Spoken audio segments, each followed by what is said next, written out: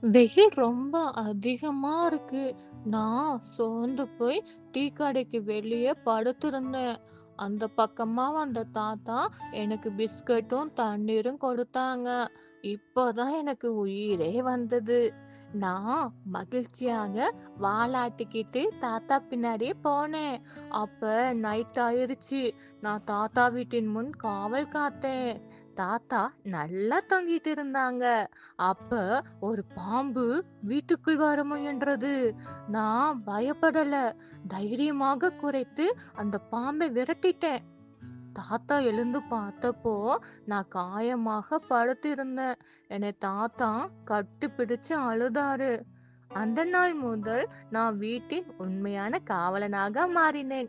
எனக்கு தாத்தா விதவிதமா சாப்பாடு கொடுத்தாங்க. என்னை பாசமா கவனித்துக்கிட்டாங்க. உங்க வீட்ல இது மாரி நடந்திருக்கா? கமெண்ட் பண்ணுங்க. அன்புக்கு பதில் நம்பிக்கை கிடைக்கும்.